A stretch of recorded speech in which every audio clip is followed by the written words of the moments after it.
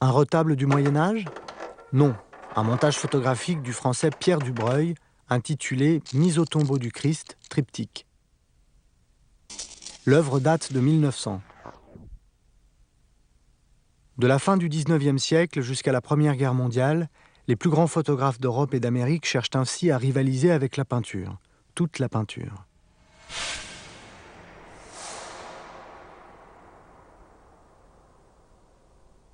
1910, du même Pierre Dubreuil, une photographie intitulée « Interprétation Picasso, le rapide ».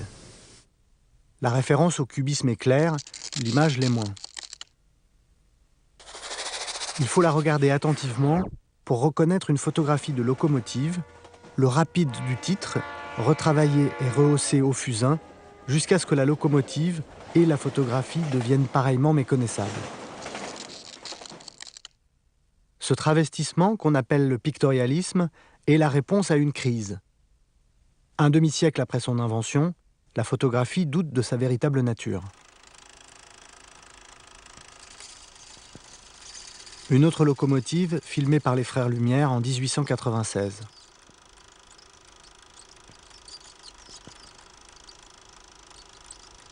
Paradoxalement, la crise de la photographie survient au moment même où l'industrie photographique est en plein essor.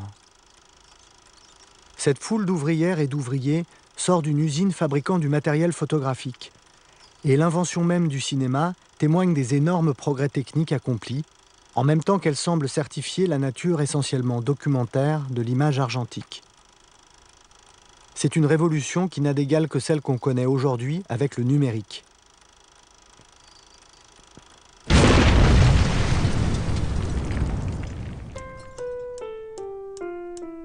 L'industrie propose des objectifs de plus en plus précis, des appareils de plus en plus petits, des émulsions de plus en plus rapides. Le tirage se fait encore par contact direct du négatif et du positif enfermés dans un châssis de bois, mais le papier est désormais si sensible qu'on peut l'exposer à la lumière d'une simple lampe à gaz. Ne soyez pas un fossile, utilisez une optique moderne pour des résultats à la pointe du progrès, dit cette publicité. Le pictorialisme, c'est d'abord un refus de cette injonction. Quand Edward Steichen publie son autoportrait dans Camera Work, la principale revue pictorialiste, il ne se représente pas en homme moderne, mais en peintre de l'ancien temps, de l'ancien régime, aurait-on envie de dire.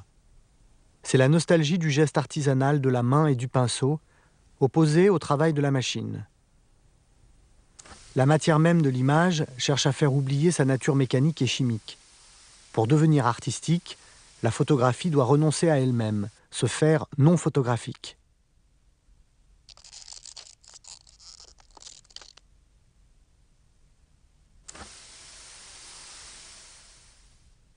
Un intérieur hollandais peint par Pieter de Hoek en 1658.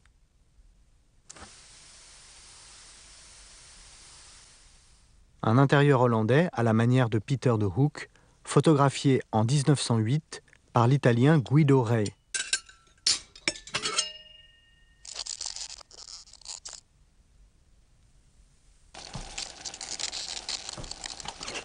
Au début du XXe siècle, Guido Rei est un des rares à continuer à pratiquer ce pictorialisme au premier degré, aussi ancien que la photographie elle-même.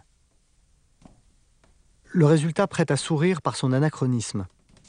L'œil mécanique de l'appareil enregistre froidement la situation pour ce qu'elle est. Une reconstitution platement éclairée par une lumière si forte qu'elle oblige le photographe à retoucher au crayon la croisée de la fenêtre que la surexposition a quasiment fait disparaître.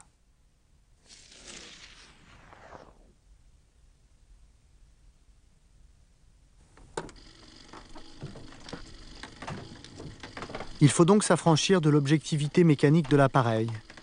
On peut pour cela tout simplement se débarrasser de l'objectif en le remplaçant par une simple ouverture circulaire.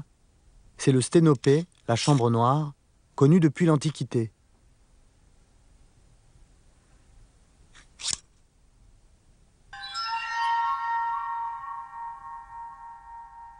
C'est ce qu'a fait l'anglais George Davidson en 1890.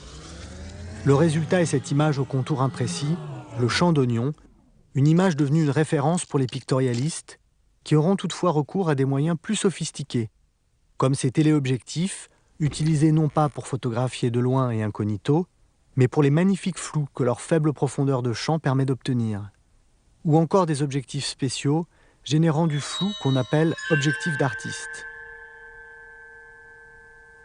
Pour les pictorialistes, l'image nette est le produit de la correction mathématique, tandis que l'image floue est plus proche de l'imperfection naturelle de l'œil. Les détails, l'anecdote s'estompent, laissant émerger les grandes masses de la composition, comme dans cette photographie de l'Américain Alvin Coburn, le pont d'Ipswich, 1903. Dans cet autre cliché de Coburn, le flou fait vibrer l'image. La maison et les arbres semblent animés d'une vie propre, d'un inquiétant tremblement, expliqué par le titre « La maison hantée ».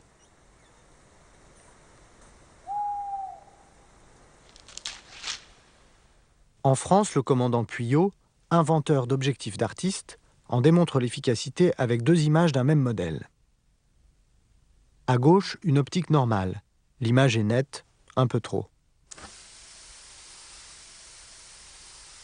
À droite, l'objectif d'artiste du commandant Puyot, qui, miracle, fait disparaître toutes les taches de rousseur.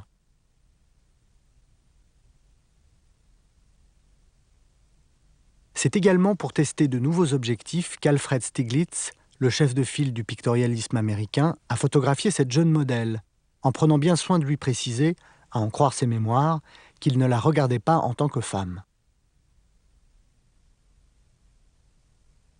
Le flou ici joue 2 rôles. Il érotise l'image, dont il accentue le caractère intime, et en même temps il la rend artistique, acceptable. Ce n'est plus une femme nue, mais la vision de l'artiste que l'on doit regarder. Pour Stieglitz, le flou est aussi une façon d'animer l'image fixe. Dans ce portrait de Miss R, datant de 1904, il parvient à traduire une impression fugitive, une sensation de présence, comme si la jeune femme était juste en train de se tourner vers nous. Un mouvement encore accentué par l'inclinaison du buste.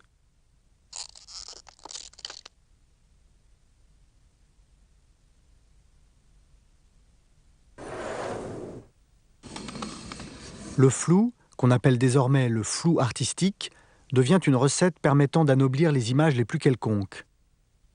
À ceux qui n'ont pas de quoi s'acheter les optiques spéciales, les revues prodiguent de bons conseils.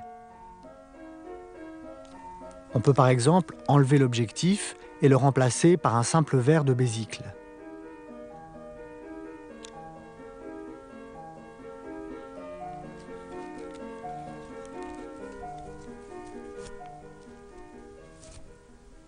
On peut aussi attacher une corde à l'objectif, la tendre en la coinçant sous son pied et la frotter avec un archet de violon pour faire vibrer légèrement l'optique pendant la prise de vue.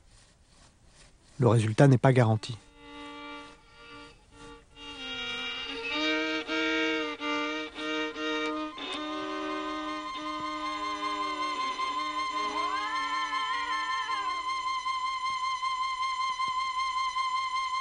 En 1894, Étienne Jules Marey photographie la chute d'un chat. La chronophotographie de Marey, nécessitant des temps de pause de quelques dixièmes de seconde seulement, témoigne elle aussi des progrès de la technique. Mais les pictorialistes dédaignent cette nouvelle maîtrise du temps, tout juste bonne selon eux pour les clichés scientifiques. À ce qu'ils appellent le mouvement interrompu de l'instantané, ils préfèrent le mouvement immobilisé, la pause.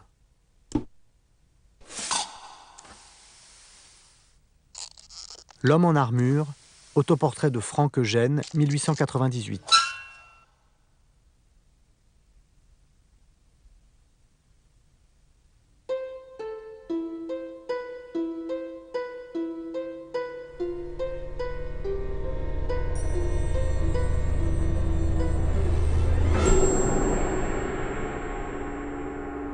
La pose va de pair avec une prédilection pour les thèmes éternels.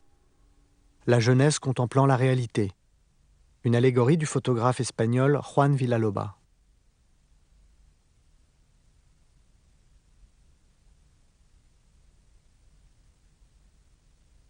Mais c'est sans doute l'américain Holland Day qui pose ici en artiste renaissance pour son ami Steichen qui a réalisé l'exploit le plus étonnant. Une synthèse d'instantané et d'éternité, 7 pauses successives, illustrant les 7 dernières paroles du Christ sur la croix, dûment enchâssées et légendées.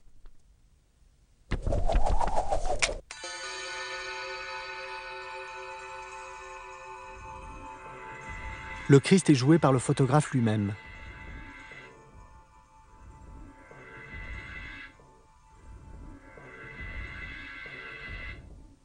La succession des pauses cherche à traduire l'épaisseur temporelle du drame de la Passion, jusqu'à la dernière image au décadrage tout à fait moderne.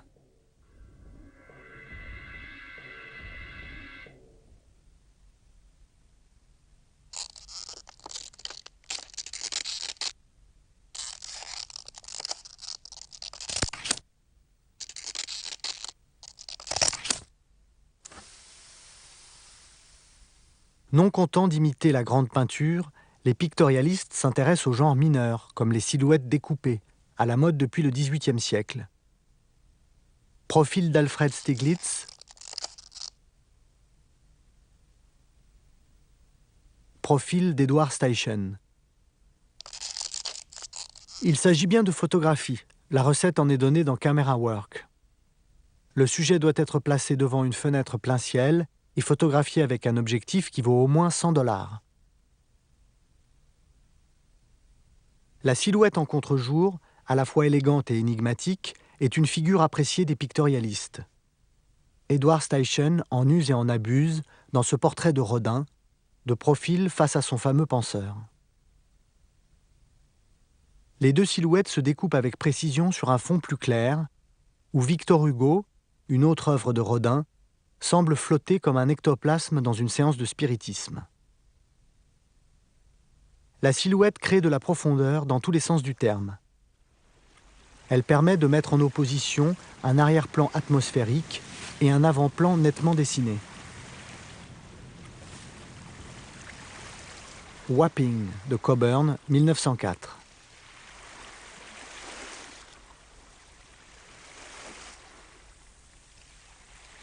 Ce type de composition est fortement influencé par le japonisme, à la mode en ce début du XXe siècle. L'influence du japonisme se traduit aussi par le choix de formats atypiques, comme ceux popularisés par le peintre Bonnard. Bénédicité, du français Pierre Dubreuil, 1902.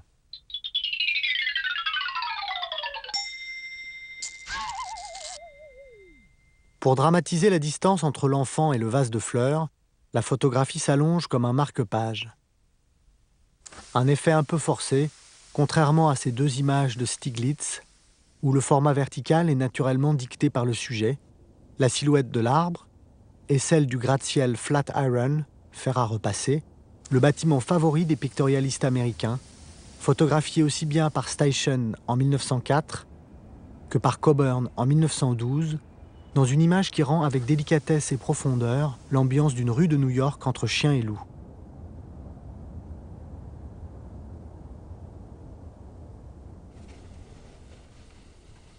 C'est d'Amérique aussi qu'arrive la Grande Révolution. 1889, le premier appareil Kodak. En 3 mouvements, la photographie est désormais à la portée de tous.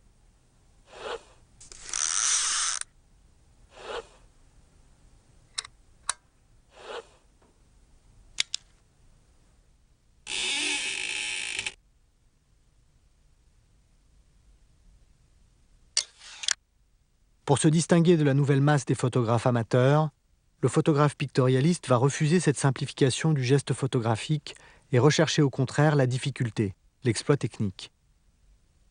Ainsi, cet instantané pris au vol aux alentours de 1910 sur une plage bretonne par le français Robert Demachy. À première vue, il semble bien loin de l'esthétique pictorialiste, mais qu'importe. Le photographe va le transformer, le pictorialiser dans son laboratoire, en le contrastant, en redressant l'horizon et en donnant à l'enfant du premier plan la beauté pittoresque d'une silhouette en contre-jour.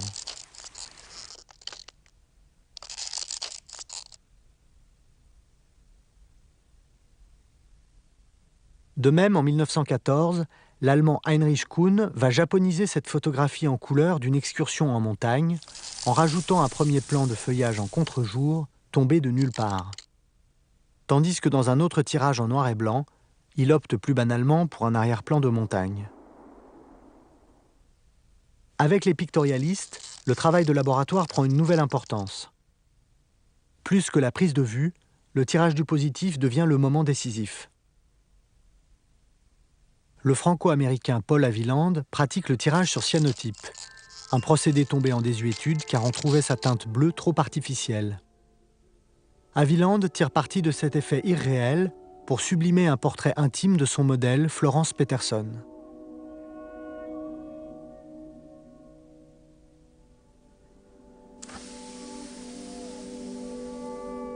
Sur cet autre cliché, l'absence de nuance du processus stylise l'image, en la réduisant à un jeu graphique d'ombre et de lumière.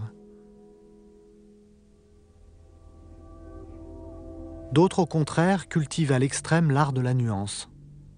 Ainsi, Steichen choisit exprès les situations les plus difficiles, comme cet étang au clair de lune de 1904.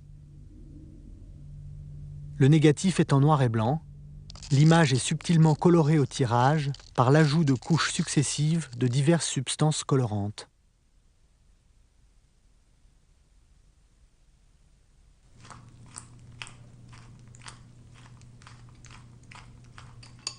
Le secret des tirages de Steichen et de la plupart des pictorialistes, c'est la fabrication artisanale de papier à base de procédés appelés pigmentaires, dont le plus connu est la gomme bichromatée. Le papier est enduit d'une solution de gomme arabique, de bichromate de potassium et de pigments colorés. Quand le papier est exposé, la gomme durcit en fonction de la quantité de lumière que laisse passer le négatif. Ensuite, l'image n'est pas révélée comme dans les processus argentiques, mais lavée à l'eau tiède, dépouillée, disent les spécialistes. Dans les zones claires, la solution disparaît. Dans les zones sombres, elle reste, gardant la couleur du pigment employé. Le dépouillement se fait au pinceau. Le geste du peintre devient ici une réalité.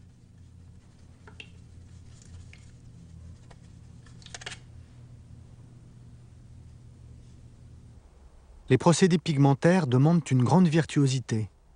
Ils produisent des épreuves uniques, d'une finesse et d'un raffinement extrêmes, comme ces paysages miniatures du Tchèque Drtikol. La présentation, sur des cartons de couleurs différentes, souligne la préciosité de ces images, qui oscillent entre naturalisme et symbolisme, avec une prédilection pour des vues nocturnes, qui confinent à l'abstraction.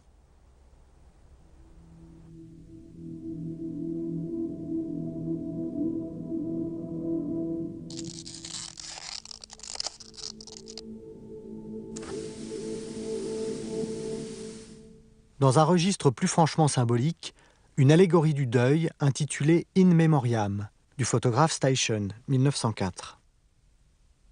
La pose est convenue, mais elle n'est que le prétexte à un tour de force dans le rendu du clair-obscur, du velouté de la peau et des matières.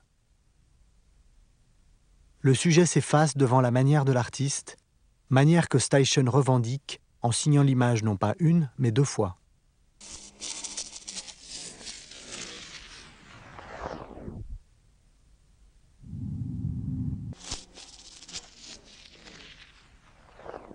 Tout autant que la signature, la présentation même des épreuves, montées et encadrées comme des dessins ou des gravures, vise à faire oublier qu'il s'agit de simples tirages photographiques. Peut-être nous accusera-t-on d'effacer le caractère photographique, dit Robert de Machy, l'auteur de ce portrait. C'est bien notre intention. Pour cela, de Machy n'hésite pas à s'attaquer au négatif lui-même. C'est ce qu'il appelle la retouche au burin. Le négatif de ce nu est gratté et repeint de façon à gommer l'anecdote, ici le décor, pour faire ressortir le sujet dont on accentue certains détails.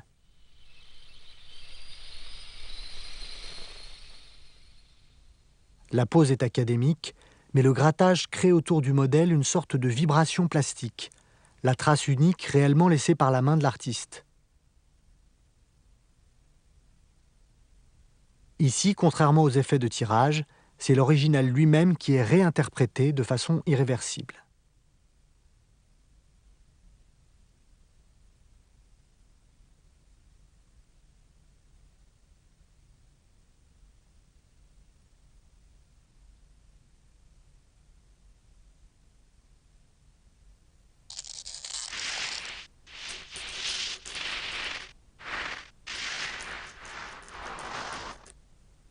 Une des images les plus étonnantes de ce travail sur le support est due au photographe germano-américain Frank Eugène.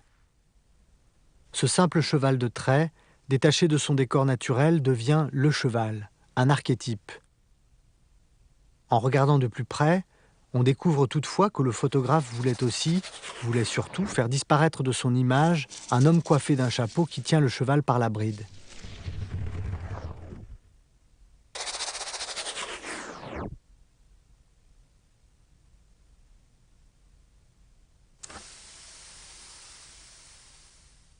Plus émouvante, cette photographie de Frank Eugène montrant Adam et Ève après la chute.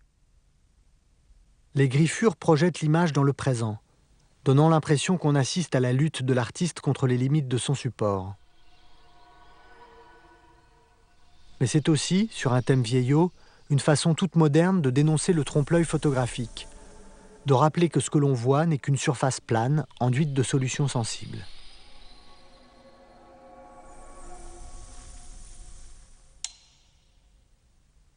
Plutôt que d'opposer l'image photographique et l'intervention de la main de l'artiste, Robert Demachy cherche à les fondre l'une dans l'autre dans cette œuvre étonnante appelée « Composition tournante » de 1905.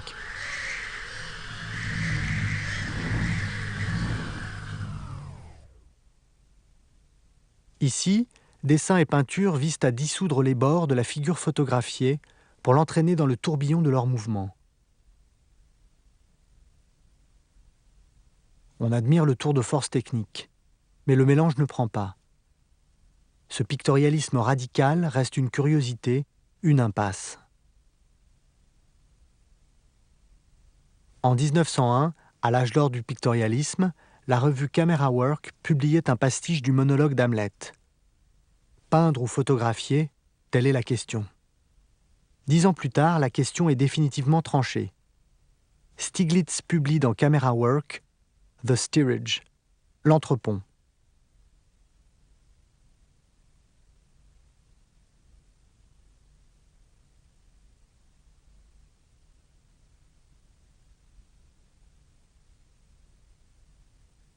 C'est un manifeste de la straight photography, la photographie directe, qui rejette tous les effets de tirage, toute la cuisine pictorialiste. L'accent est mis à nouveau sur la prise de vue, le regard du photographe, capable de tirer du réel des images parfaitement maîtrisées, dont la composition est d'autant plus forte qu'elle semble naturelle.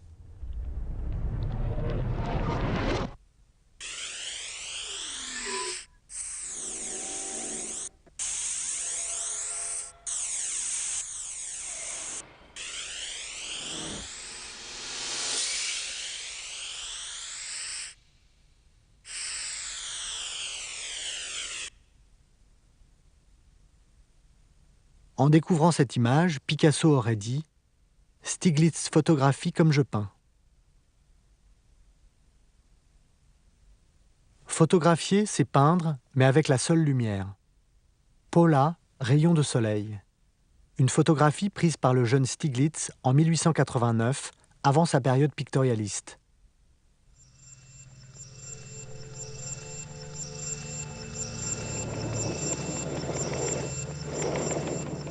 « 28 ans plus tard, on retrouve les mêmes lignes d'ombre et de lumière dans Véranda, œuvre d'un jeune photographe qui prône l'objectivité absolue, sans truc ni procédé. Il s'appelle Paul Strand. L'image est publiée par Stiglitz dans le tout dernier numéro de Camera Work. L'épitaphe du pictorialisme, la fin d'une longue et belle parenthèse. Et Steichen lui-même, qui en 1903 s'est photographié en peintre, se photographie à nouveau en 1917 en photographe.